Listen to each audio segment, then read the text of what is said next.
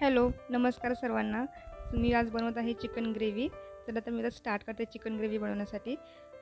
खोबरं पहिलंच खिसून घेतलं होतं, तर मी आता त्याला भाजून घेत आहे. आणि कांदा पण मी पहिलाच चिरून ठेवलेला आहे, तर मी कांदाही भाजून घेते. आणि कांदा भाजत असताना त्यात थोडंसं तेल ॲड करायचं आणि त्याच्यामध्येच अद्रक आणि लसूण हे दोन्ही ॲड करायचं आहे. कोथिंबीर मी पहिलीच स्वच्छ करून ठेवली होती आणि स्वच्छ पाण्याने धुवून घेतली होती. आता त्याचं मी वाटण करून घेणार आहे. ते वाटण झालेलं आहे माझं आणि इकडे चिकन बॉईल करून पण झालेलं आहे. तर आता याच्यानंतर आपण तेल गरम आहे,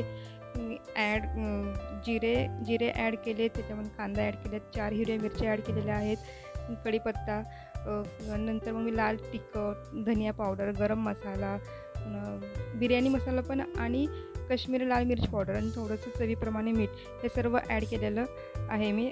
आणि याच्यामध्ये तुम्ही लिंबू पण टाकू शकता किंवा स्किप पण करू शकता, पण मी या ठिकाणी दही ॲड करणं योग्य समजलं, कारण दहीनं चव खूप छान येते चिकन ग्रेव्हीला. आणि मी हिरवा मसाला पण ॲड करत आहे. आणि हे सर्व छान मिक्स करून झाल्यानंतर जवळपास 15 मिनिट तुम्हाला हे असं धीमी आचेवर मसाला तयार होऊ द्यायचा आहे, ज्याच्यामुळे मसाला खूप चांगला आणि चिकनला खूप चांगली चव येते. आणि त्यामुळे आता मी आता चिकन पण ॲड करणार आहे, जे चिकन ॲड केलेलं आहे मी.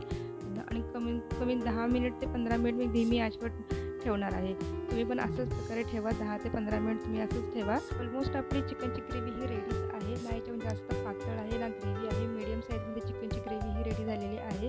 आणि आता आपण मी आता प्लेटिंग तयार करते आणि त्याच्यामध्ये कांदा, लिंबू, चपाती, भात हे सर्व मी ॲड करत आहे आणि लास्टला चिकन सर्व करत आहे.